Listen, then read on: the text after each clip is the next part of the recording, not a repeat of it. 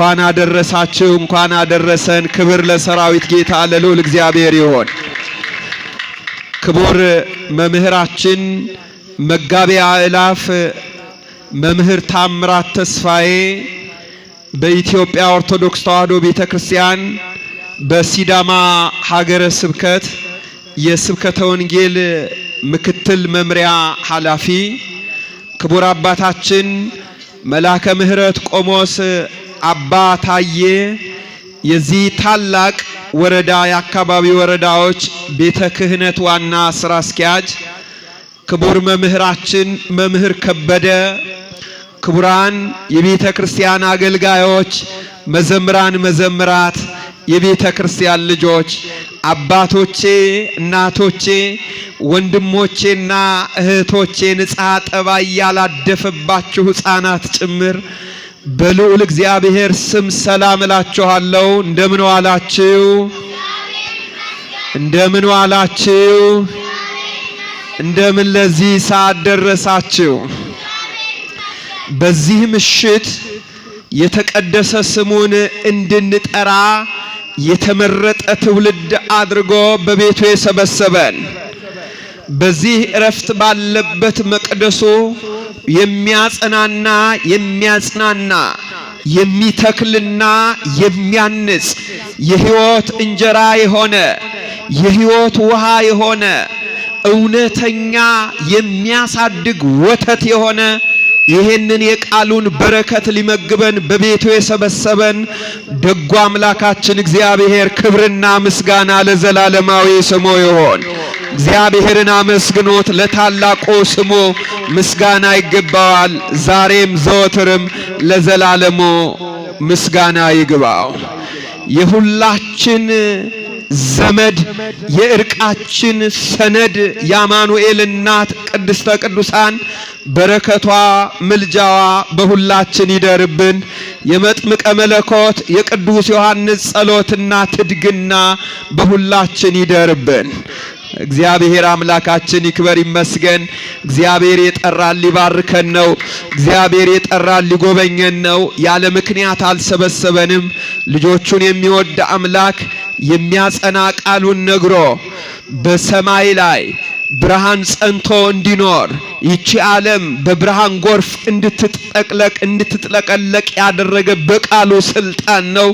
አሁንም በቃሉ ስልጣን በኃይሉ ችሎት አቻ የሌለው አምላክ በጨለማ ኑሯችን በጨለማ ሕይወታችን የበሽታ ጨለማ ባዳመነበት ኑሯችን ልዩ ልዩ ምድራዊ ፈተና እየገጠመን ባለው አዙሪት የችግር አዙሪት እየገጠመን ባለው ሕይወታችን ውስጥ ያንን ብርሃን እንዲያዝልን ነው የጠራን። ጥርጥር የለውም።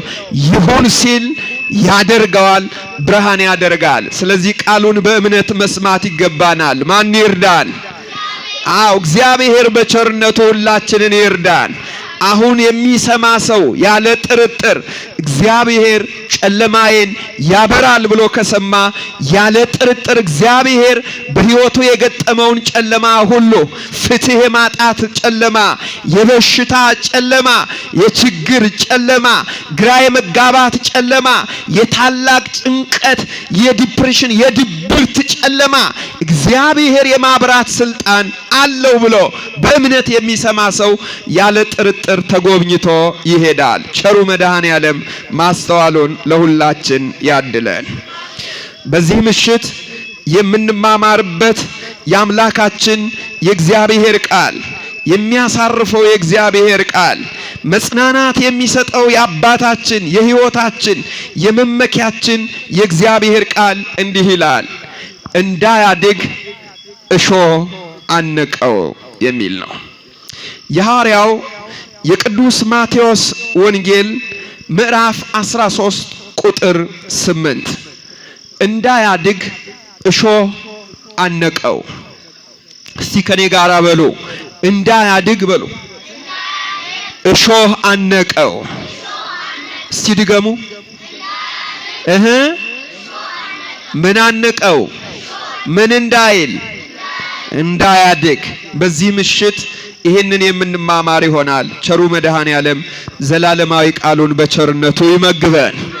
አሁን ያለንበት ወቅት ዘመነ ክረምት ይባላል በቤተ ክርስቲያን። አምላካችን በቸርነቱ ባለጠጋ ስለሆነ ሁልጊዜ በልዩ ልዩ መንገድ ልጆቹን ይመግባል። መጋቢያችን እግዚአብሔር፣ እረኛችን እግዚአብሔር፣ በለመለመ መስክ የሚያሰማራን፣ በረፍቷ ዘንድ የሚመራን፣ ምድር ትልሟን እንድታረካ ለምድር ዝናምን የሚሰጥ፣ ደመናን ለምድር የሚሰጥ፣ ሰማይን በደመና የሚሸፍን አምላካችን እግዚአብሔር ዘይገለብቦ ለሰማይ በደመና ሰማይን በደመና የሚጋርድ ወያስተዴሎ ክረምተ ለምድር ለምድር ደግሞ ዝናምን የሚያዘጋጅ ክረምትን የሚያዘጋጅ አባታችን እግዚአብሔር ነው። ወገኖቼ ይህንን ቁጥጥር በሰው እጅ አላደረገም። የኛ አባት እግዚአብሔር ደግ ስለሆነ ድሃውም አርፎ እንዲኖር፣ ድሃውም ተመግቦ እንዲኖር፣ ድሃውም ቢለፋ ምድር በረከት እንድትሰጠው የሰራዊት ጌታ እግዚአብሔር ለሀብታሙም ለድሃውም ለትንሹም ለትልቁም ለጥቁሩም ለቀዩም ለሁሉ ለምድር ዝናምን ያዘጋጃል፣ ዝናምን ይሰጣል። ስለዚህ በበረከቱ ጥላ ውስጥ ነው ያለነው። ወገኔ ምድርን በልምላሜ ሲያስጌጣት ሰማይን በደመና ሲሸፍናት ባየን ጊዜ ምሕረቱን እናደንቃለን፣ በቸርነቱ እንገረማለን። ይህን ማድረግ የሚችል እሱ ነውና ገበሬውም በእምነት የደበቀው ዘሩን ሺህ ቢራብ ሺህ ቢቸገር ሺህ ግራ ቢገባው ወቅቶ ቆልቶ የማይበላው ዘሩን ለምድር አደራ ይሰጣል። እንደውም የሀገራችን ገበሬ ከወፍ አይላፍ አትርፋ አብላኝ ብሎ ዝም ብሎ ይበትናል እያነሳ አትርፋ አብላኝ። በመዝበር መዝራት የለ ምን የለ ከንቅቡ ዘገን ያደርግና ከወፍ አይላፍ አትርፈ አንተ አብላኝ መግበኝ ብሎ እየዘራ ይኖራል። ለምድር አደራ ይሰጣል። ምድርም አደራዋን ጠብቃ ጊዜው ሲደርስ የእግዚአብሔርን በረከት ትሰጣለች። እና አሁን ያለንበት ወቅት ዘር የሚዘራበት ወቅት ስለሆነ ነው ይሄን አያይዞ የምንማማረው። ብዙዎቻችሁ እንደምታውቁት በማቴዎስ ወንጌል ምዕራፍ 13 በወንጌለ ሉቃስ በምዕራፍ 8 ላይ ተመዝግቦ የምናገኘው ገበሬው ዘር ሊዘራ ወጣ።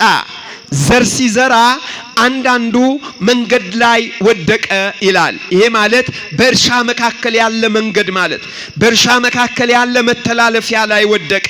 መንገድ ማለት እግር የጠገበ ማለት፣ መንገድ ማለት ብዙ ሰው የሚመላለስበት ማለት፣ መንገድ ማለት ማን እንደሆነ እንኳን የማናውቀው ሁሉ የሚተላለፍበት የሚሄድበት ማለት። እዚያ ላይ የወደቀ ዘር አለ። እዚያ ላይ የወደቀው ዘር ይገርማቸዋል። የተጋለጠ ዘር ስለሆነ አላፊ አግዳሚው የሚሄድ የሚመጣው ረገጠው፣ የተረገጠውን ደግሞ ወፎች ለቀሙት ይላል። አንድ በሉ። ሁለተኛው ዘር በጭንጫ መሃል የወደቀ ነው።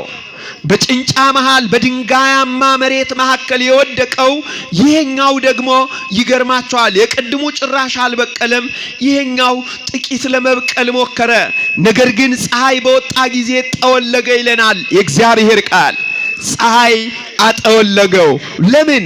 ስር ስላልሰደደ። ስር ያልሰደደ ከሆነ ደግሞ ከመሬቱ ውስጥ ማዕድናትንና ውሃን ስቦ ለላይ ለቅጠሉ ለመሃል ለግንዱ የሚጠቅም ምግብ ማቅረብ ስለማይችል ያለው ዕጣ ፈንታ ከላይ የሚመጣው ፀሐይ ያደርቀዋል፣ ይጎዳዋል። ደረቀ፣ ተበላሸ። ይሄኛው ሁለተኛው ነው። ሶስተኛው ግን እሾህ መካከል የወደቀው ዘር ነው። እሾህ መካከል የወደቀው ዘር የሚያስደንቅ ነው። በቀለ። ሲበቅል የበቀለው ከእሾሁ ጋር ነበረ። ከእሾሁ ጋር አብሮ አደገ። ከእሾሁ ጋር እሾሁም አብሮ እየበቀለ ነበረ። ይሄም ይበቅላል፣ ዘሩም ይበቅላል፣ እሾሁም ይበቅላል። አብረው በቀሉ። ከሆነ ጊዜ በኋላ ግን እንዳያድግ እሾህ ወጣና አነቀው ይላል። እንዴት ብሎ ያድጋል? ልደግ አታድግም። እሾህ እንቅ አድርጎ አስቀረው። አድጋለሁ አታድግም። እዚያው ቀንጭሮ እንዲቀር አደረገው። ሶስተኛው እሱ ነው። አራተኛው በመልካም መሬት የወደቀው ዘር ነው። በመልካም መሬት የወደቀው ዘር 30፣ 60፣ 100 ያማረ ፍሬ አፈራ። በቀለ፣ ለመለመ፣ አፈራ፣ ፍሬ አፈራ። 30፣ 60፣ 100 ያማረ ፍሬ አፈራ። ለመሆኑ ምንድነው የዚህ ትርጓሜ? ምንድነው ምላሽ? ምንድነው የዚህ ምስጢር? ወገኖቼ ዘሪው ኢየሱስ ክርስቶስ ነው። ዘሩ ቃል እግዚአብሔር ነው። እነሆ ዘሪ ሊዘራ ወጣ ሲል የእግዚአብሔር ቃል ብታገኙ ይሄ ቃል የሚያሳየው ስጋዌውን ነው። ወልደ እግዚአብሔር ሕያው ሰው ሆነ፣ መጣ ሊያድነን፣ መጣ ሊቤዠን፣ መጣ ከኃጢአት ማጥ ውስጥ ነፃ ሊያወጣን፣ መጣ በቃሉ አርነትን ሊሰጠን። ቃሉ እረፍት ስለሆነ ለታሰሩት መፈታትን የሚሰጥ ባለጠጋ አምላክ፣ ሁሉን ቻዩ ጌታ፣ በቂ ዋስ መሆን የሚችለው እውነተኛ ፈራጅ፣ እውነተኛ ዳኛ፣ የእግዚአብሔር ልጅ እግዚአብሔር የሆነው ኢየሱስ ክርስቶስ በቃሉ አርነት ሊያወጣን ዘላለማዊ ቃሉን ዘራ። የሚሰሙትን ሁሉ ሊያሳርፍ የሕይወት ውሃ ከሆዱ የሚፈልቀው የእግዚአብሔር ልጅ ኢየሱስ ክርስቶስ፣ የሚናገረው ጽድቅ የሆነ ወዳጃችን ኢየሱስ ክርስቶስ ያድነን ዘንድ የመጣ የባርነት ቀንበራችንን ሰብሮ ቀና ብለን እንድንሄድ ያደረገን የእግዚአብሔር ልጅ እግዚአብሔር ኢየሱስ ክርስቶስ መጣ። ንጹሕ ዘር ዘራ። ንጹሕ ዘር እንደ ሌሎቹ ሌላ ዘር አይደለም። ወፍ የመጠጠው ነቀዝ የበላው ዘር አይደለም የዘራው። ወዳጄ ሌላ የተቀላቀለ የተደባለቀ ዘር አይደለም የዘራው። ንጹሕ ዘር ዘራ አማኑኤል። ንጹሕ ዘር ዘራ ኢየሱስ ክርስቶስ ንጉሳችን። ቃል እግዚአብሔር ቃል ንጹሕ ይላል ዳዊት። ንጹሕ ቃል አያችሁ፣ ንጹሕ ዘር ዘራ። እርሻው ደግሞ መሬቱ ደግሞ መሬት የተባለው ደግሞ ሌላ መሬት እንዳይመስላችሁ። ትልልቅ ባለጠጎች በተስተካከለ ለጥ ባለ ሜዳ ላይ በልዩ ልዩ ሜካናይዝድ ማሽነሪዎች የሚያርሱት ሰፊ እርሻ እንዳትጠብቁ፣ ወይም ትንሽ የገበሬውን እርሻ እንዳትጠብቁ። እርሻ የተባለ እርሻ ተብሎ የተጠራ የሰው ልጆች የክርስቲያኖች ልብ ነው። እርሻው እናንተ ናችሁ አለ ብርሃነ ዓለም ጳውሎስ። በዚህ በቆሮንቶስ መልእክቱ በምዕራፍ 3 ቁጥር 6 ላይ የእግዚአብሔር እርሻ እናንተ ናችሁ፣ የእናንተ ልብ ነው እያለን ነው ማለት። ይህ የተሰበከልን ያለው ወሮዘ ወርቀ ውስተ ፍኖት፣ መንገድ የተባለው ያንተ ልብ ነው። መንገድ የተባለው የኔ ልብ ነው። መንገድ የተባለው የኛ ልብ ነው ወገኖቼ። መንገድ የተባለው ልባችን ላይ ዘር ተዘራ። ዘሩ ወደ ውስጥ አልገባም። ወንጌል ተሰበከ፣ ወንጌል ወደ ውስጥ አልገባም። ላዩን ብቻ። ከዚያስ አስረገጥነው። ወዮለኛ አስረገጥነው። ወንጌል ተረገጠ። ክብር አጣ። በእኛ ልብ ስፍራ አጣ። የሚበቅልበት ስፍራ አጣ። ለወንጌል የለሰለሰ መሬት በፍጹም መስጠት አልቻልም። የእግዚአብሔር እርሻ ተብለን ተጠርተን እርሻ መሆን አልቻልም። ማስረገጥ ብቻ አይደለም፣ ወፎች መጡና ለቀሙት ይላል። ወፎች መጥተው ወሰዱት። ኦፍ ስሩር የተባለ ዲያብሎስ የእግዚአብሔር ቃል በእኛ ልብ ውስጥ እንዳይሰራ የሚችለውን ሁሉ አደረገ። የእግዚአብሔር ቃል እንዳያሳርፈን። እዚህ ተቀምጦ ማረፍ የማይችል ሰው ልቡ መንገድ ዳር የሆነ ልብ ነው። ወንጌል እየሰማ መጽናናት የማይችል፣ ወንጌል የማያጽናናው፣ የክርስቶስ የመንግስት ወንጌል የማያሳርፈው፣ የእግዚአብሔር ቃል ልቡን የማያበረታው፣ ከወደቀበት የሚነሳበትን ኃይል ታጥቆ እንዲነሳ የማያደርገው ከሆነ በጣም የሚያሳዝን ሆነናል ማለት ነው። የተወደዳችሁ እግዚአብሔር ቤተሰቦች በዚህ በመጽሐፈ መክብብ በምዕራፍ 10 ቁጥር 20 ላይ መፍቀሬ ጥበብ ሶሎሞን ሲናገር እንዲህ አለ። እስመ ኦፈ ሰማይ ያወጽኦ ለነገርከ የሰማይ ወፍ ቃሉን ከልብህ ውስጥ ነጥቆ ይወስዳል፣ ያወጣዋል፣ ይወስደዋል፣ ይለቀማል። ተለቀመቀ ወንጌል ስንት ዘመን ተሰበከ፣ ስንት ዘመን የእግዚአብሔርን ቃል ሰማን፣ ስንት ጊዜ ክርስቶስ የመንግስት ወንጌል ተሰበከልን። እየተለቀመ ነው፣ እየተለቀመ። ብርሃነ ዓለም ጳውሎስ በዚህ በዕብራውያን መልእክት የተናገረው ቃል ከዚህ ጋር በትክክል ስለሚስማማ ነግራቸዋለሁ። የሚሰሙት ቃል ከሰማዮቹ ጋር ስላልተዋሃደ ይላል አልጠቀማቸውም። የሚሰሙት ወንጌል የሚሰሙት ቃል እንደ ሬዲዮ ቴሌቪዥን እንደማየት የቡና ቤት ወሬ እንደማውራት የመጠጥ የባለጌውን በላይ ወሬ እንደማውራት እንደ ተራ ጉዳይ ሆነብን በልባችን። ይሄ እግዚአብሔር ቃል ይሄ የሚያንጸው የሚያነጻው የእግዚአብሔር ቃል ይሄ ረፍት የሆነው ይሄ ሕይወት የሆነው ይሄ ምግብ የሆነው ይሄ አንድ በቃኝ የሆነው ጽዋዕከኒ ጽኑ ወያራዊ አንድ በቃኝ የሆነው ወንጌል በልባችን ስፍራ አላገኘም። አንዴ ሰምተው ነበር አባቶቻችን ሁሉን ትተው የመነኑት። እነ ቅዱስ እንጦንስ ወንጌል ሲሰሙ አንድ መልእክት ሰሙ፣ ወጡ በቃ ትተው ወቁ መነኑ። በቃ ተስማማ የሚሰሙት ቃል ከሰሚዎቹ ጋር። እነ ስምዖን ዘአምድ አባቶቻችን እነ ቅድስት አትናስያ ዮሐንስ አጽፍ አንዴ ሲነግራት እኮ ነው ሰማች፣ ወጣች፣ የከፈተችውን አልዘጋችም። ንብረቴን ልሰብስብ ጓዳ ጎድጓዳ አላለችም። ወጣች ትታ ወጣች ሄደች። ቅድስት አትናስያ የምትባል ሴት ይቀረሽ የማትባል ውብ ቆንጆ ገዳም ደግሞ በገዳም ያሉ አባቶችን በብርቱ የምትረዳ ደግ ሴት ነበረች። እና ገዳማውያኑ ብዙ እረፍት የምትሰጣቸው በችግራቸው ሁሉ ፈጥና የምትደርስ እህት ስለነበረች አብዝተው ይጸልዩላት ነበረ። በኋላ ጓደኛ አሰነካከላትና አንቺ እዚህ ምን ትሰሪያለሽ ነይ ብለው አገር አስቀይራት። ያቺ ሴት በዝሙት የተነደፈች ጭራሽ ቤተዘማ ከፍታ ባለጠጎች ወደ ቤቷ የሚንጋጉባት የድብቅ ዝሙት ቤት ሰርታ የምትኖር ሴት ሆነች። የከተማ እኔ ነኝ ያሉ ባለጠጎች አትናስያ ጋር ይሄዳሉ። ይቺ ሴት እንዲህ ሆና ስትኖር መነኮሳቱ መጡና ዘግቶ የሚኖር በቅድስና ያሸበረቀ ዮሐንስ አጽር ጋር ሄደው አባታችን ሰይጣን ልጃችንን ቀማን፣ ሰይጣን እህታችንን ቀማን ብለው አለቀሱ። ይህንን የሰማ ዮሐንስ አጽር አባታችን ዮሐንስ አጽር አዘነ። በሉ ልጆቼ የማደርገውን እግዚአብሔር ያመልክተኝ፣ ጸልዩልኝ እንጸልይበት ብለው ሱባኤ ያዙ። ቀኑ ሲደርስ ልብሱን ለውጦ መነኩሴው ለመንፈሳዊ አገልግሎት የሳተችውን ለመመለስ የወጣችውን ለመመለስ የበቃ ንጹህ መነኩሴ አባታችን በረከቱ ይደርብንና ቅዱስ ዮሐንስ አጽር ገዳሙን ትቶ እሷን ፍለጋ ወጣ። ወደ ቤተ ዘማ ወጣ። በጽኑ ጸሎት በጽኑ የእግዚአብሔር ቃል ወንጌል እየደገመ ዳዊት እየጸለየ ወደ ቤቷ ገባ።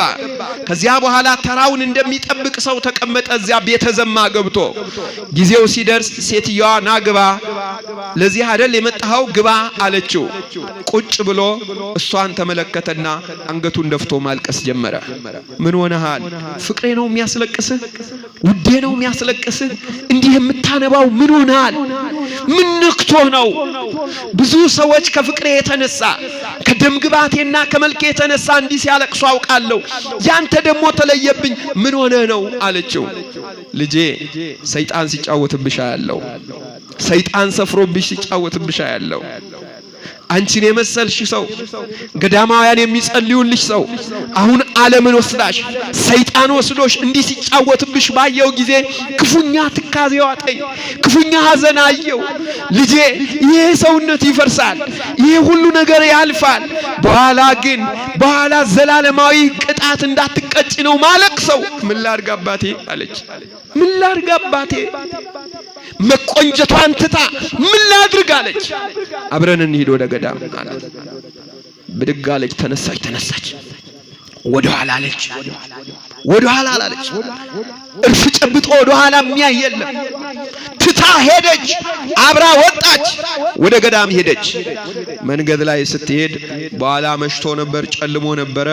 እርሷን አንድ ቦታ አስቀምጦ እርሷ አንድ ቦታ ሆኖ ሊጸልይ ነው። ምቋሞን ወምጽላዮን ለአንስት ለባህቲቶን፣ ሴቶች ለብቻ ወንዶች ለብቻ ሆነው መጸለይ ይገባቸዋል። ሕግ ነው ይሄ። ለብቻ ሆኖ ለመጸለይ እሷን አስቀምጦ ማንም በሌለበት በጨለማ እሷን ፈንጠራ አድርጎ አስቀምጦ ይሄ የበቃ ጻድቅ አባት እጁን ዘርግቶ እየጸለየ ያለ ይቺን ቅድስት ሴት ካሰኛበት ስፍራ ከምድር እስከ ሰማይ የብርሃን አምድ ተተክሎ ተመለከተ። ከዚያ በኋላ መላእክት ነፍሷን ሲያሳርጉ አየ። አርፋ ነው የሚል የእግዚአብሔር መልእክትን ሰማ። ወይኔ ገዳም ሳትደርስ ንስሐዋን ሳትጨርስ ወይኔ ጌታዬ ምንድነው የሆነው አለ። ይሄ ከነጽሮተ ስሉስ ቅዱስ የደረሰ የበቃው ታላቅ አባት ከእግዚአብሔር ጋር አፍ ለአፍ ነው የሚነጋገር። አፍ ለአፍ የሰራዊት ጌታ እግዚአብሔር መለሰ። ልጄ ዮሐንስ እኔ አትናስያን የተቀበልኳት ቤቷን የከፈተችውን ሳትዘጋ ያነጠፈችውን የተዘጋጀችውን ነገር የሰራችውን ነገር ሳትበላ በእምነት በወጣች ጊዜ ያን ጊዜ ተቀብያታለሁ። እኔ የተቀበልኳት ያኔ ነው። እኔ እሺ ያልኳት ያኔ ነው። እኔ ምህረት ያደረኩላት ያኔ ነው አለ።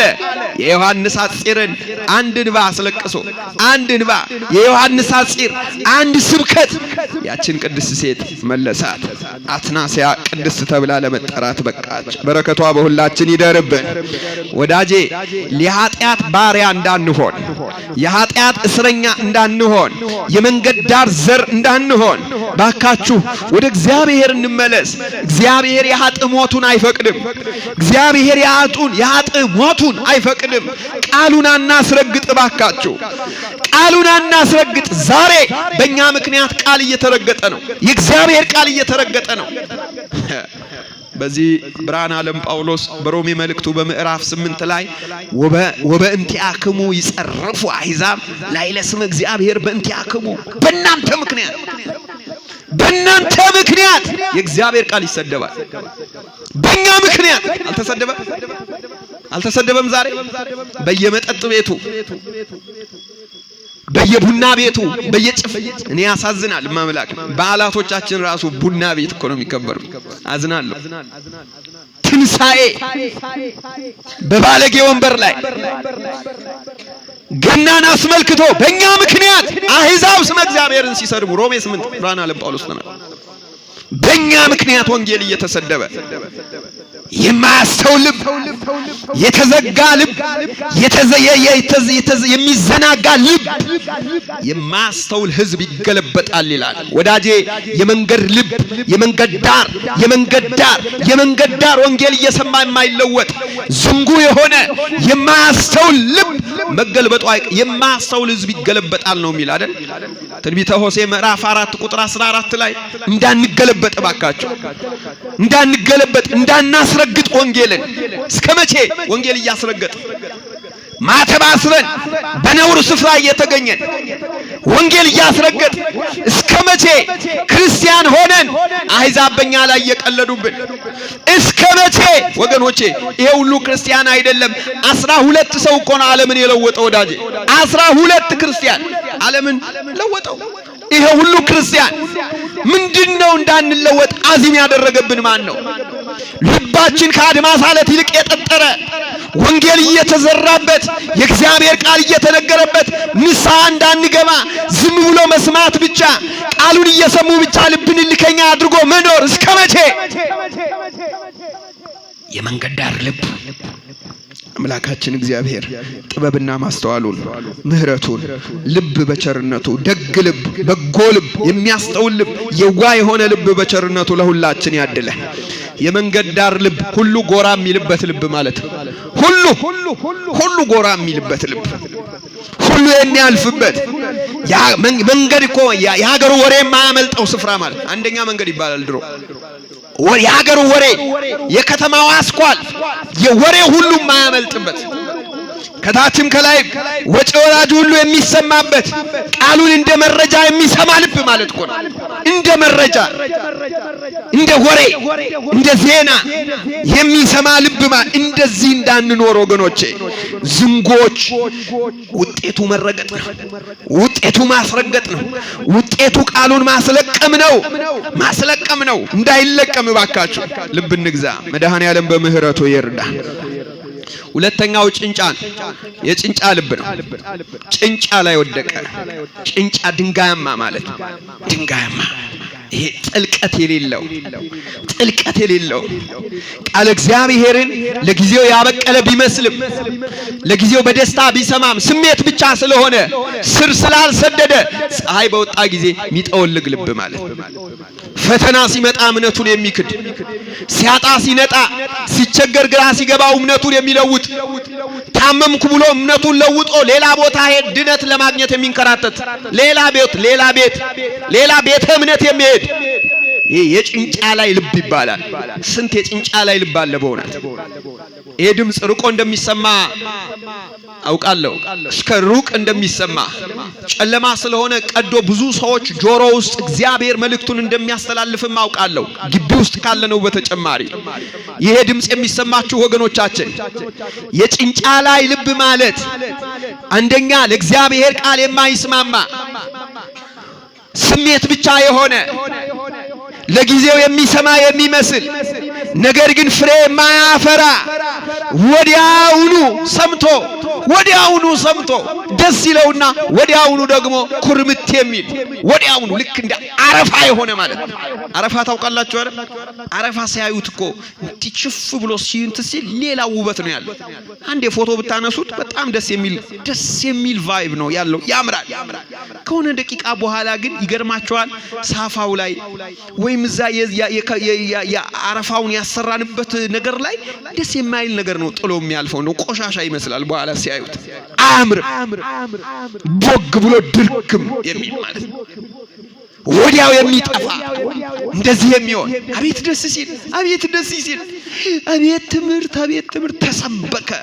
ከዚያ በኋላ ምን ሰማ ምኑን ይዤው የሚል ስር የማይሰድ በልቡ ስር የሌለው ወዳጄ። ህንጻ የሚቆመው በግድግዳ አይደለም። ህንጻ የሚቆመው በጣሪያው አይደለም። ህንጻ የሚቆመው በመሰረቱ ነው። ይሄ ህንጻ የቆመው በመሰረቱ ነው ወዳጄ። መሰረት ወሳኝ ነገር ነው። ይሄ ዛፍ የቆመው በግንዱ አይደለም። ይሄ ዛፍ የቆመው በስሩ ነው። ስሩ ወሳኝ ነገር ነው። ስር ስደዱ ክርስቲያኖች፣ ስር እንስደድ ባካችሁ። ስፋ አይምሮ ይኑረን፣ ይግባን። ምንድነው እያደረኩ ያለው? ታውን እግዚአብሔር ምንድነው እየነገረኝ ያለው? በዚህ ምሽት ወደ ልቤ የላከው መልእክት ምንድነው? ጌታዬ ምን ሊነግረኝ ፈልጎ ነው ቀስቅሶ ወደዚህ ስፍራ የጠራኝ? ለምንድነው ያመጣኝ? ይሄ ጉዳይ ሊገባን ይገባል። ይሄ ጉዳይ ሊገባን ልንረዳ ይገባል ወገኖቼ። ፈተና ነገ እንዳያጠወልገን ባካችሁ። ነገ ፈተና እንዳያጠፋን፣ ነገ ፈተና ውጦ እንዳያስቀረን፣ ነገ ፈተና በዓለም ሐሳብ ውስጥ ታስረን እዚያው አደግድገን ለዓለም እንዳንቀር፣ ጠፍተን እንዳንቀር፣ ተበልተን እንዳንቀር፣ ሞተን እንዳንቀር፣ ቃሉን በደስታ ተቀብለን ስር ሰደን እንድንኖር ስሜት ብቻ ከላይ ክርስትና ብቻ የጨርቅ ክርስትና ብቻ እንዳንሆን፣ የበዓል ክርስትና ብቻ እንዳንሆን፣ የበዓል ሰሞን ክርስቲያን ብቻ እንዳንሆን፣ የማስተባበር ክርስቲያን ብቻ እንዳንሆን እባካችሁ እንሻገር ወገኖቼ። ከፍ እንበል ወገኖቼ። መከራ ሲመጣ በኋላ እንዳንጠወልግ፣ በኋላ እንዳንደርቅ፣ በኋላ ግራ እንዳንጋባ፣ በኋላ በክህደት እንዳንጠለፍ በኋላ ደርቀን እንዳንቀር፣ ለጊዜው አምነን በኋላ ፈተና በመጣ ጊዜ እንዳንክድ፣ እባክህን ወደ ፈተና አታግባን እያልን በቤቱ እንጽና። ማን ይርዳን? በምህረቱ መድኃኔዓለም ሁላችንን ያግዘን። እዚሁ ጸንተን እንድንቆይ እንድንተከል። ምንድነው ስር ምንድነው? ስር እኮ ወንጌል። ስር እኮ ይሄን ቃል እግዚአብሔር ይሄንን ወንጌል ይሄንን ነቅ የሌለበትን የክርስቶስን የመንግስት ወንጌል ማስተዋል፣ ልብ ማለት፣ የቤተ ክርስቲያንን ትምህርት መማር፣ እሺ ማለት፣ በፈቃደ እግዚአብሔር መኖር፣ በቅድስና ለእግዚአብሔር ቃል ተገዝቶ መኖር፣ ለዚያ መታዘዝ። እንዲያ እንድናደርግ አምላካችን በቸርነቱ ሁላችንን ይርዳን። ሶስተኛው ከእሾህ ጋር አብሮ አደገው ዘር፣ እሾህ መካከል የተጣለ በጣም የሚገርመው እሾህ አብሮ አደገ ብያቸዋለሁ። እሾህ የተባለ በሰው ልብ ውስጥ ያለ ኃጢአት፣ እሾህ የተባለ ተንኮል፣ እሾህ የተባለ አድመኝነት። የእግዚአብሔር ቃል እንደዚህ ያለ ልብ ውስጥ ሲዘራ የእግዚአብሔር ቃል እንዲያሸንፍ ካላደረግን አደጋ ውስጥ ነን። እንቅ ነው የሚያደርገው። ልባችን ውስጥ ያለው ተንኮል፣ ልባችን ውስጥ ያለው አድማ፣ ልባችን ውስጥ ያለው የግፍ መንገድ፣ ልባችን ውስጥ ያለ እግዚአብሔር የማይከብርበት ነገር፣ ልባችን ውስጥ ያለ የዝሙት ሐሳብ፣ ልባችን ውስጥ ያለ ስርቆት፣ ልባችን ውስጥ ያለ ሰውን በመግፋት ለመሰልጠን የመሞከር ሂደት፣ ሰው ላይ ክፉ በማድረግ ወጥመድ በማጥማድ ጉድጓድ በመቆፈር የመኖር ህይወት፣ ይሄ ካለ የእግዚአብሔርን ቃል አንቆ ነው የሚይዝብን። ባካችሁ ክርስቲያኖች ልብ እንግዛ። ባካችሁ ለእግዚአብሔር ቃል እንገዛ። ምሳሌ 24 ቁጥር 26 ላይ የሰው ልብ በብዙ እሾህ የተሞላ ነው ይላል። የሰው ልብ በብዙ እሾህ። የስንቱ ልብ? እስቲ እናንተ ልብ ውስጥ ያለውን እሾህ መርምሩስ። እሾህ የተባለ ምንድነው? ልባችን ውስጥ ያለ ያንን መርምሩ ክርስቲያኖች። እኔ ይሄንን እሾህ ላሳያችሁ ፈልጋለሁ። አሁን ልባችን ውስጥ የብዙ ክርስቲያን ልብ ውስጥ ያለ እግዚአብሔር የማይከብርበት ጉዳይ፣ እግዚአብሔር የማይመሰገንበት ጉዳይ፣ እግዚአብሔር የማይከብርበት ጉዳይ የብዙዎቻችን ልብ ውስጥ ያለውን እሾህ ዘርዝሬ ነግራቸዋለሁ። አንደኛ የሰራዊት ጌታ እግዚአብሔር የአባቶቻችን አምላክ እግዚአብሔር ከጥንት ጀምሮ በእውነተኛ መንገድ ውስጥ ለምንኖር ለኛ የነገረን እውነት ይሄውና፣ ስጋ በመንፈስ ላይ መንፈስም በስጋ ላይ ይመኛል፣ እነዚህ እርስ በርሳቸው ይቃወማሉ። እናንተ በመንፈስ ብትመሩ ግን ከሕግ በታች አይደላችሁ። እሾሁ ይሄ ነው። አንደኛ ዝሙት፣ ሁለተኛ ርኩሰት፣ ሶስተኛ መዳራት፣ አራተኛ ጣዖትን ማምለክ። እንግዲህ ጣዖትን ማምለክ ማለት ምን ማለት ነው? እንግዲህ ጠንቋይ ቤት መሄድ ብቻ አይደለም። ከእግዚአብሔር በላይ በሰውነታችን ውስጥ ያከበርነው ጉዳይ ካለ እሱ ጣዖት። ከእግዚአብሔር በላይ ስፍራ የሰጠነው ነገር ካለ እርሱ ጣዖት። ከእግዚአብሔር በላይ ቦታ የሰጠነው ነገር ልባችን ውስጥ ካለ እሱ ጣዖት ነው። ሴትን መውደድ ቢሆን፣ ገንዘብ ቢሆን፣ ፍቅረ ውሉድ ልጆችን መውደድ ቢሆን፣ ወይም የዚህ ዓለም ሀብትና ንብረት ቢሆን፣ ወይም ዘራችን ቢሆን፣ ወይም ጨርቅ ቢሆን፣ ፋሽን ቢሆን፣ ወይም ዝናና ምቾት ተድላና ፈቃዳችን ቢሆን፣ ይሄ ሁሉ ከእግዚአብሔር ፍቅር በልባችን ውስጥ አስበልጠን ስፍራ ከሰጠነው እሱ ምንድነው? አቤት ጣዖትን ማምለክ። ቀጥሎ ሟርት፣ ማሟረት፣ ጥላቻ፣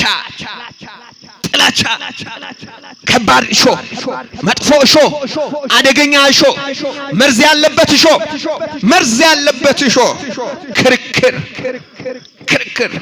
ቅናት፣ ምቀኛ ሰው፣ ቅናተኛ ሰው ሰው ስላለ ስለሌለ አይደለም። ዝም ብሎ ከመሬት ተነስቶ የሚቀና ሰው አንዳንድ ሰው አይገጠማችሁ? እስቲ በመድኃኔዓለም እግዚአብሔር ያሳያችሁ። እንዴት በምድር ላይ 6 ሰው ብቻ እያለ ይሄ ሁሉ ምድር 6 ሰው ብቻ እያለ ያ የቅናት ደመኛው ቃየል ወንድሙ አቤል ላይ ቀናበት። ለካ ሰው ስላለ ብቻ አይደለም። አንዳንድ ሰው ከመሬት ተነስቶ ይቀናል። አይሁድ ክርስቶስ ላይ ቀኑበት። የኛ ጌታ ደግ ንጉሥ መድኃኔ ዓለም በመልካምነቱ እንጂ ምን ክፉ ነገር አለበትና እሱ ላይ ይቀናል። ያ ደግ አምላክ የእግዚአብሔር ልጅ እግዚአብሔር በስጋ የተገለጠ እውነተኛ አባት ቸሩ መድኃኔ ዓለም ሩህሩህ ንጉሥ የሚራራ ፍቅር የሆነ ዘላቂ ሰላም የሆነ የእግዚአብሔር ልጅ ኢየሱስ ክርስቶስ እሱ ላይ ቀኑበት። ቤተ አይሁድ ክፎች እንዲህ ነው ያለው ቅዱስ ዮሐንስ አፈወርቅ እንዲህ አለ። በኢየሩሳሌም ሐረገ ወይን ተተከለ አለ። ሐረገ ወይን በኢየሩሳሌም ተተከለ ሐረገ ወይን። ከዚያሳ አሕዛብ ነሱ ጽጌረዳ አሕዛብ አበባውን ወሰዱ። ወሶኩሰ ተርፈ በአበባ አይሁድ እሾሁ ግን አይሁድ ጋር ቀረ።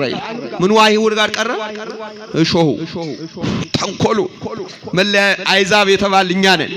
ገባንና ጽጌረዳውን ወሰድ ገባንና ክርስቶስን ወሰድ ገባንና ወይኑን ክርስቶስን ወሰድ ገባንና የሕይወት ውሃ መድኃኔ ዓለምን ወሰድን። አሕዛብ ደግሞ እጃቸው ላይ እነዛ እስራኤል ደግሞ አይሁድ ደግሞ እሾ ቀረ እጃቸው ላይ እሾ እነሱ ጋር እኛ ጋር ሕይወት ቀረ። ቁጣ አድመኝነት ስማኝ እሾ እሱ ነው። መለያየትም ቢል እሾ ነው። እሾ መናፍቅነት ማለት ምን ማለት ነው? ግማሽ ማለት ግማሽ አማኝ ግማሽ ሌላ፣ ግማሽ ታቦት ግማሽ ጣዖት ማለት ግማሽ መሆን መናፍቅነት። በወንጌል አምናለሁ፣ በኦሪት አላምንም። በወንጌል አምናለሁ፣ በመልእክታት አምናለሁ፣ በነቢያት አላምንም። እሱን አልቀበልም ማለት መናፍቅነት ነው። እግዚአብሔር አብን አምናለሁ እቀበላለሁ፣ ኢየሱስ ክርስቶስን አልቀበልም ማለት መናፍቅነት ነው። ጌትነቱን አላምንም፣ ምልጃውን እቀበላለሁ ማለት ምንፍቅና ነው። ጌትነቱንም በምድር ላይ ያደረገው ሊቀ ካህንነቱንም መቀበል ይሄ እምነት ይባላል። ይሄ ሃይማኖት ይባላል። ስለኛ የከፈለውን ዋጋ መቀበል፣ ስለኛ ራሱን ዝቅ ያደረገበትን መንገድ መቀበል፣ ስለኛ የዋለልንን ውለታ የተገረፈውን ግርፋት፣ ስለኛ የተሰቃየውን መሰቃየት መቀበል፣ ትንሣኤውንም መቀበል፣ ስልጣኑን መቀበል፣ ኃያልነቱን መቀበል፣ ፈራጅነቱን መቀበል፣ ዳኝነቱን መቀበል፣ ጌትነቱን መቀበል፣ ኃይሉን መቀበል። ይሄ ነው። ኃይሉን መካድ ከባድ ነገር። መናፍቅነት፣ ምቀኝነት። ምቀኛ ሰው ታውቃላችሁ? ቀንጭሮ ነው የሚቀር። እሾ ነው ምቀኝነት። ንቅ አድርጎ ነው የሚቀር። ብዙ ሰው አቀንጭሮ ያቀረው ነገር ምቀኝነት። ነጠላ የለበሰ ምቀኛ፣ የአገልግሎት ልብስ የለበሰ ምቀኛ፣ የክህነት ልብስ የለበሰ ምቀኛ፣ ቆብ ያደረገ ምቀኛ፣ አክሊል ያደረገ ምቀኛ፣ ጋቢ ያደረገ ምቀኛ፣ የሰበካ ጉባኤ አገልጋይ ሆኖ ምቀኛ፣ ምዕመን ሆኖ ምቀኛ፣ የሰንበት ትምህርት ቤት አገልጋይ ሆኖ ምቀኛ። እግዚአብሔር ይማረን። እሾ ብዙ ሰው እንዳያድግ እንቅ አድርጎ ይዞታል። ብዙውን ሰው በጽድቅ እንዳናድግ፣ ጸሎታችን ከደመና በላይ እንዳይወጣ፣ እግዚኦታችን ሰማየ ሰማያትን ሰንጥቆ እንዳይሄድ እንቅ አድርጎ ምቀኝነት አለብን። በአገልግሎት ስፍራችን አለብን። በቅኔ ማህሌት፣ ኧረ ከዛም አልፎ በቅድስተ ቅዱሳን፣ ከዚያም አልፎ በአውደ ምሕረቱ፣ በቤቱ፣ በስፍራው፣ በአትሮንስ ፊት ምቀኝነት ካንሰር። ይሄ አውራ ዶሮነት ከየት እንደመጣ ነው። አውራ ዶሮ የሰው ስጥ ላይ ይወጣና ከሚበላው የሚበትነው ይበልጣል ይላሉ አባቶቻችን። ሰው ስጥ ላይ እኮ ነው የወጣው። ወጥቶ ከሚበላው የሚበትነው አበላሽቶ የሚሄድ ክፋት ነው። እግዚአብሔር ይማረን። መግደል እሾህ ነው። እሾህ አሁን መግደል ሲባል ብዙ ሰው የሚመጣለት እገሌ እገሌን ገደለው ሲባል በጥይት በቆንጨራ ገይቶ ገፍቶ ገደል ጥሎ መግደል ብቻ መርዝ ሰጥቶ መግደል ብቻ የሚመስለው አለ። ሞራል መግደል እንዳያድግ አድርጎ አስቀንጭሮ ማስቀረት እዛው ቅንጭር ብሎ እንዲቀር ማድረግ። ንግግር ስንቱን ሰበረ። ስንቱ ሰው እንዳይነሳ ስንቱ ሰው ስንት ጸጋ ያለው ሰው ቀንጭሮ ቀረ በምላስ ምክንያት በንግግር ምክንያት ስንቱ። ይሄ መግደል እኮ ነው። መግደል ነው በእውነቱ መምታት እኮ ነው።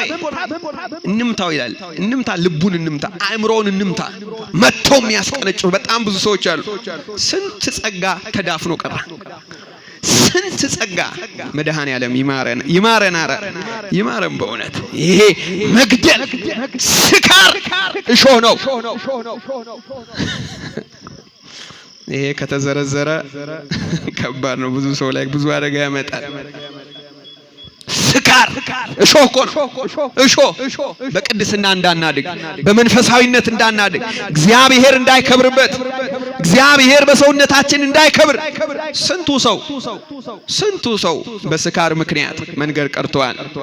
በትዳሩ አንዳንዱማ መጠጥ ቤት ይገባና ቤቱ ልጆቹን የሚያስረው በመጠጥ ቤት ገብቶ ከበር መልስ ብሎ ደግ እዛዛ ደግ ቤት ሌላ ምድር የሚባል በሀገራችን አንድ ተረት አለ አይደል? ለቤቱ ምን ለውጭ ምን የሚባል አይደል? ወዳጄ የእግዚአብሔር ቃል ሲናገር እንዲህ ይላል፣ አስቀድመ ለቤተሰብ ቀድመ ከዚያ ነው እውነተኛ ጽድቅ የሚታየው ቤት ውስጥ ባኗኗር። ውጪማ ማስመሰል ቀላል ነው። ምክንያቱም ብዙ ጊዜ የለም እዚያ ማስመሰል የለም። የተገለጠ ህይወት ያለው ቤት ውስጥ ነው። ትንሿ ቤተክርስቲያንን ሳታከብር ይሄን አከብራለሁ ብትል ድራማ እየሰራ ሚስትህን ሳትወድ ሳታከብር ልጆችህን ሳትወድ ሳታከብር ባሏን ሳትወድ ሳታከብር የእግዚአብሔርን ቤት ወዳለሁ አከብራለሁ ማለት ተረት። እውነቱ የሚጀምረው ከዚያ ነው። ሃይማኖቱን ከካደ ሰው ይልቅ ይላል ለቤተሰቦቹን የማያከብር የማይወድ ሰው ሃይማኖቱን ከካደ ሰው ይልቅ የከፋ ነው ተብሎ ተጽፏል። ስለዚህ እግዚአብሔርን ማክበር ይገባል። ዘፋኝነት ዛሬማ ዘፈን የሚባል እሾህ አንቆ ይዞታል። ትውልዱን አንቆ ይዞታል። ለዚህ ደግሞ ቀለም እየቀባ የገሌ ዘፈንማ ዘፈን እኮ አይደለም የሚሉ ሰዎች አሉ። በገሌ ዘፈንማ አትምጡብን የሚሉ ሰዎች አሉ። ወዳጄ ወደድክም ጠላህም እግዚአብሔር የማይከብርበት ነገር ኃጢአት፣ ወደድክም ጠላህም የእግዚአብሔር ቃል ዘፈን ብሎታል። እያመቻመችክ የምትቀርብበት መንገድ አደገኛ። ለጊዜው አለስልሳ ያስከው ነገ ወደ መዳራት ዋዜማ የሚወስድ፣ ነገ ወደ ዝሙት የሚወስድ፣ ነገ ወደ ክፋት የሚወስድ፣ ነገ ወደ አልባሌ ስሜታዊነት ከቶ ወደ ሌላ አምልኮት ውስጥ የሚወስድ አደገኛ መንገድ ነውና እግዚአብሔርን በሰውነት አክብር። ዘፋኝነት የሥጋ ስራ ነው፣ አጥሮ ይዛል። አንዳንድ ሰዎች ቀብተው በግሪክ እኮ ዘፈን የሚባለው እንዲህ በጣዖት ቤት የሚደረግ መዳራት ያለበት እንደዚህ ይላል። ወዳጄ በዘፈን እግዚአብሔርን እያሰብክ ነው ያለው ነው? ዘፈን እሱን ነው የሚያሳስብህ? ዘፈን ወደ ሰማይ ነው የሚወስድህ? ዘፈን ልብህን ወደ ሰማይ ሰማያት ነው የሚወስድህ? ዘፈን እንዴት ነው እያሰብን ያለ ነው? መድኃኔዓለም ይሄንን እሾህ ከልባችን ይንቀልልን። ዘፈን እሾህ ነው፣ ብታምንም ባታምንም እሾህ ይህንን የሚመስል ነው። እንደነዚህ ያሉትን የሚያደርጉ የእግዚአብሔርን መንግስት አይወርሱም ተብሎ ተጽፏል። ይህ እሾህ ብዙዎችን ልብ አንቆ የያዘ ብዙዎችን ከመንገድ እያስቀረ ያለ እሾህ ነው። ይህ እሾህ ደግሞ መነቀል አለበት። እነዚህ እሾሆች ሲጠቃለሉ 5 ናቸው ብሎ አባቶቻችን አስቀምጠዋል። አንደኛ ብዕል ሰፋጢት ይባላል። ብዕል ሰፋጢት ማለት የገንዘብ ፍቅር፣ የሚጠፋ ገንዘብ ፍቅር። ይሄ ገንዘብ ይጠፋል። ከእግዚአብሔር በላይ የምንወደው ነገር ከሆነ ጣዖት ነው እሱ። ገንዘብ ይጠፋል። ለሁለት ጌታ ደግሞ መገዛት አትችሉም። አንዱ እሾህ ነው። እንቅ አድርጎ እንዳታድግ አስቀንጭሮ እያስቀረን ያለው። አንዳንድ ሰው 30 ዓመት ወንጌል ሰምቻለሁ፣ እኔ እኮ የድሮ ሰው እኮ ነኝ፣ ሰንበት ትምህርት ቤት ተምሬያለሁ ይላል። ወዳጄ እኔ 40 ዓመት ቀድሻለሁ፣ 20 ዓመት አገልግያለሁ፣ ከእግዚአብሔር ቤት አለው። ወዳጄ ካላደግን የሆነ እሾህ አለ ማለት ነው ልባችን። ካላደግን የሆነ እሾህ አለ ማለት እንቅ አድርጎ ያዘን፣ እንቅ አድርጎ ያዘን። መነቀል አለበት። ገንዘብን መውደድ ደግሞ የክፋት ሁሉ ምንድነው? ስር ነው። ሐዋርያው ጳውሎስ በጢሞቴዎስ መልእክቱ አንደኛ ጢሞቴዎስ ምዕራፍ 6 ቁጥር 9 ላይ ገንዘብን መውደድ የክፋት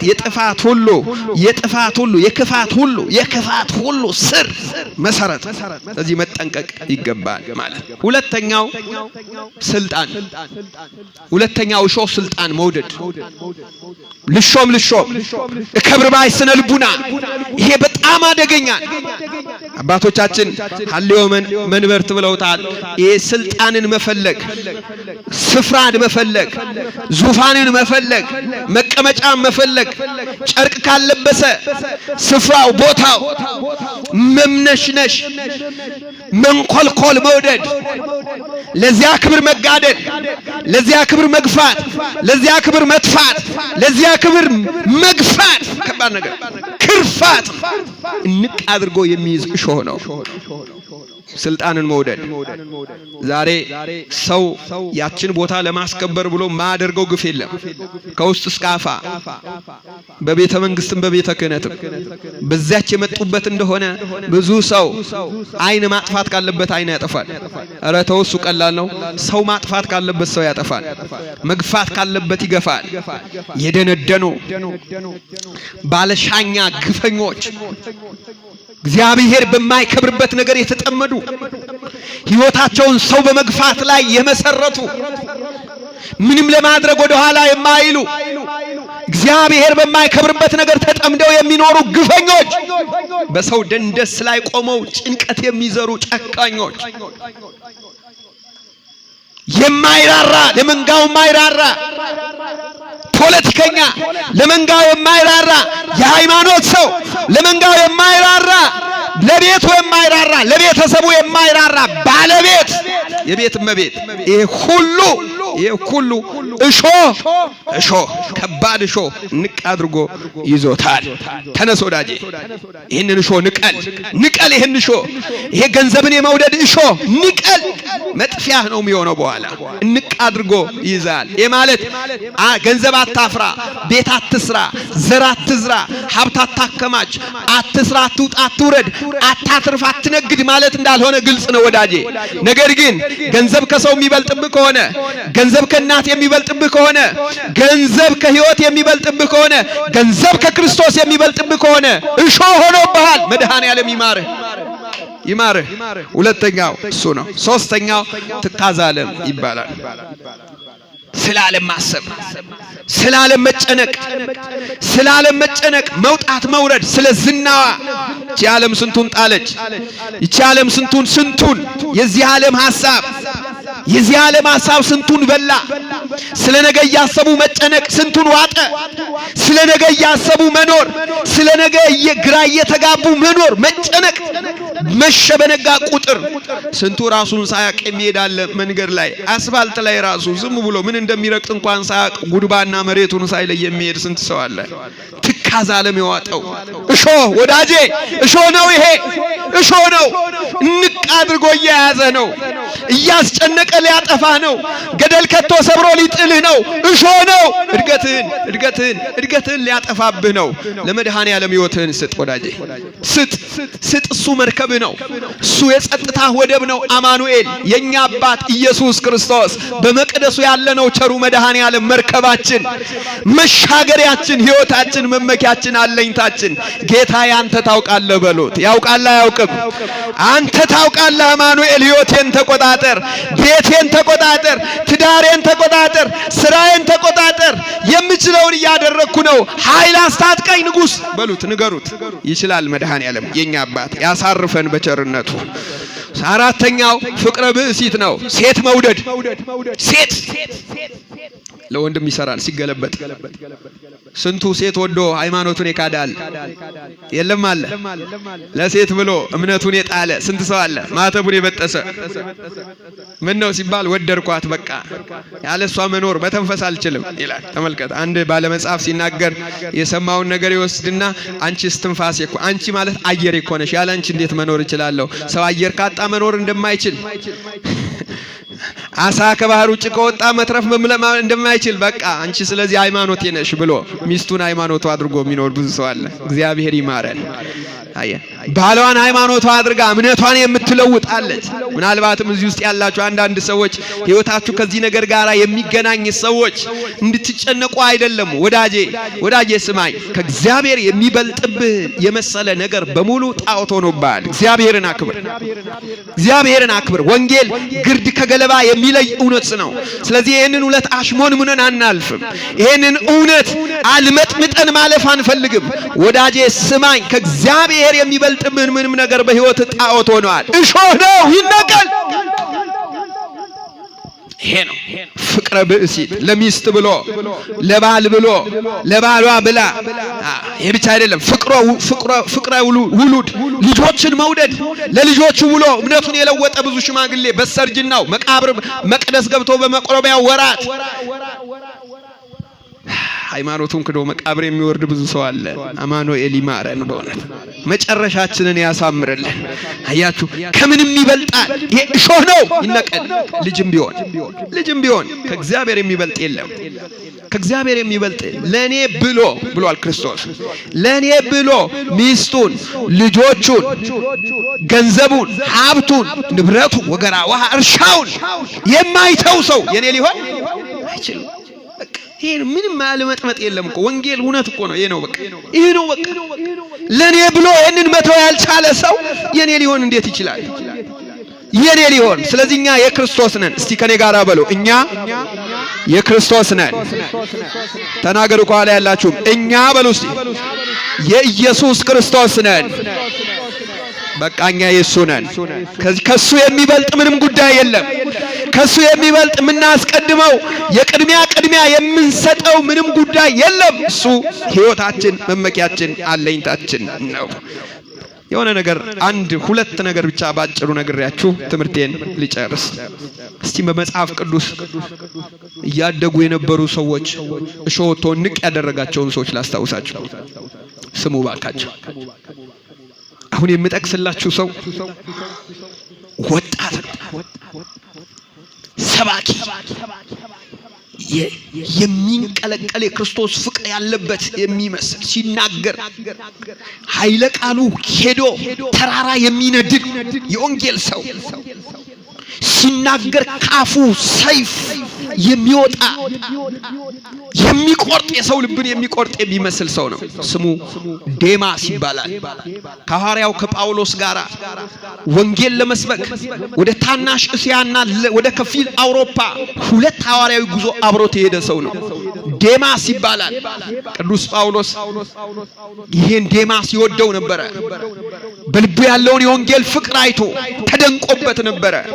በኋላ የወንጌል አገልጋይ ወንጌል በማገልገሉ የሥጋ ድካም፣ ወንጌል በማገልገሉ ገንዘብ እንዳላገኘ ባየ ጊዜ አንድ ተሰሎንቄ የምትባል ሀገር ሲደርስ የተሰሎንቄን ማብለጭለጭና የተሰሎንቄን ምቾት ሲያይ ያሁኑን ዓለም ወደደና ጳውሎስን ትቶ ኮበለለ ይላል። መጨረሻችንን መድኃኔዓለም ያሳምርልን።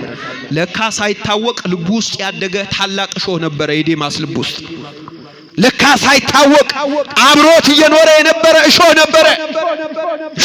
ምን ዝና፣ የዚህ ዓለም ዝና፣ የዚህ ዓለም ብልጭልጭ ነገር፣ የዚህ ዓለም የሚጠፋ የሚያልፍ ነገርን መውደድ ነበረ። ቀረ፣ ዴማስ ቀረ። ያሳዝናል። እግዚአብሔር በቸርነቱ ይማረን። ቆላስይስ ምዕራፍ 4 ቁጥር 14 እና የጢሞቴዎስ መልእክት ሁለተኛ ጢሞቴዎስ ምዕራፍ 4 ቁጥር 9 ላይ ዴማስ ያሁኑን ዓለም ወዶ ትቶኛል። ምን ማለት እንደሆነ ታውቃላችሁ?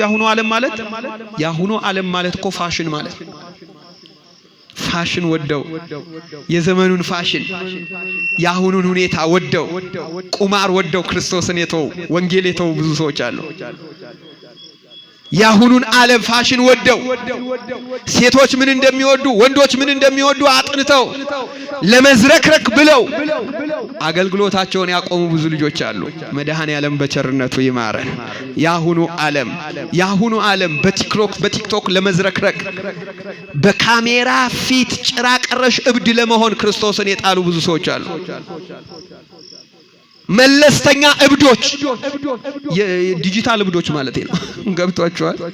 እዛ ላይ ቆመው እርቃናቸውን ሰውነታቸውን ገላቸውን የሚገላልጡ አንዳንዶቹ ባለ ትዳር ሆነው ለልጆቻቸው ክብር የሌላቸው ነገ ልጆቻቸው ሲያዩ ምን እንደሚሰማቸው እንኳን የማይገባቸው አሁን በገንዘብ ፍቅር ልባቸው በዝና ፍቅራቸው የናወዘባቸው ዲጂታል እብዶች ዘመኑ ላይ የምታውቁት ያሁኑን ዓለም ወዶ ተወኝ አለ። ዴማስ እሾህ ነበር ልቡ ውስጥ። ሶሎሞን የሴቶች መውደድ እሾህ ልቡ ውስጥ በቅሎ ያ ጥበበኛ ሰው ያ የእግዚአብሔርን ቤት ውብ አድርጎ የሰራ ሰው ያ እግዚአብሔር በምድር ላይ እንደሱ ያለ ሀብት ያልሰጠው ሰው ሰሎሞን በሚያሳዝን ሁኔታ በሴት ፍቅር ወደቀ። መጽሐፍ ቅዱስ ላይ ተጽፏል። አንደኛ ነገሥት ምዕራፍ 11 ከቁጥር 1 እስከ 4 ተመልከቱ። ሐናንያና ሰጲራ በገንዘብ ፍቅር እንባቸው ሸፍቶ አይወድቁ አወዳደቅ ወደቁ። ታውቃላችሁ፣ ለማሳሳት ለማሰናከል መንፈስ ቅዱስን ሁሉ ሳይቀር ለመገዳደር በሚያሳዝን ሁኔታ መጨረሻቸው መቀሰፍ ነው የሆነው። ይሁዳ ያ ኢየሱስ ክርስቶስ እግሩን ያጠበው ይሁዳ ያ መድኃኔዓለም ሊያስር ሊፈታ ስልጣን የሰጠው ድውይ ሊፈውስ ስልጣን የሰጠው ያ ኢየሱስ ክርስቶስ መድኃኔዓለም ቸሩ ንጉሥ አማኑኤል ከእርሱ ጋር እንዲኖር የበጉ ሐዋርያ አድርጎት የነበረው ይሁዳ ለ30 ብር ብሎ ማንን ሸጠ? ክርስቶስን ሸጠ። አየህ፣ እሾህ ሆነበት። ምን 30 ብር ግያዝ የኤልሳ ደቀ መዝሙር እሾህ ሆነበት ገንዘብ መንገድ ላይ ጠፍቶ ቀረ። በለዓም እሾህ ሆነበት ገንዘብ ጠፍቶ ቀረ። ቸሩ መድኃኔዓለም በምህረቱ ሁላችንን እንዲህ ካለ መሳሳትና ጥፋት በቸርነቱ ይሰውራል። እንድናድግ ተጠርተናል። እንዳናድግ እሾህ የሆኑብንን ነገሮች ነቅለን ንስሐ ገብተን ታጥበን ስጋውን በልተን ደሙን ጠጥተን የመንግስቱ ወራሽ እንድንሆን መድኃኔዓለም ይርዳን። ክርስቲያኖች አሁን የተማርነው ነገር ልባችን ውስጥ ምን አይነት እሾህ እንዳለ እንድናስተውል ነው። እኔ ልብ ውስጥ ምን አይነት እሾህ ነው ያለው ብላችሁ አስቡ። በመንፈሳዊ ሕይወቴ እንዳላድግ እያደረገኝ ያለ እሾህ ምንድነው? ምን ላድርግ በሉ። ያ ደግሞ የሚነቀልበት አሁን በገጠር እሾህ የወጋ ሰው እሾህ እንደዚህ በጣም ብዙ እሾህ እግሩን የወጋው ሰው ምንድነው የሚያደርጉት? አባቶቻችን ምንድነው የሚያደርጉት? እዚያ እጁ ውስጥ እግሩ ውስጥ የገባውን በባህል እሾህ የሚያወጡበት መንገድ አለ አይደል? እንደየ አካባቢው እሾሁን የሚነቅሉበት እሾህ በቀላሉ ከሰውነቱ ውስጥ እንዲወጣ የሚያደርጉበት መንገድ አለ። ያን እሾህ እንድታወጡ ነው አሁን ወንጌል የተሰበከልን። ያ እሾህ ምንድነው? ኃጢአት፣ በደል። ያ እሾህ ምንድነው? ገንዘብን መውደድ። ያ እሾህ ቅድም የዘረዘርናቸው ነው። እነዚህን ነቅለን በንስሐ እንድናወጣ በፍቅረ እግዚአብሔር በፍቅረ ክርስቶስ በሃይማኖት ጸንተን የመንግስቱ ወራሽ የስሙ ቀዳሽ እንድንሆን ቸሩ መድኃኔዓለም ሁላችንን ይርዳን። አምኖ ከመካድ ተሰብስቦ ከመበተን አማኑኤል ይሰውረን። ወስብሐት ለእግዚአብሔር።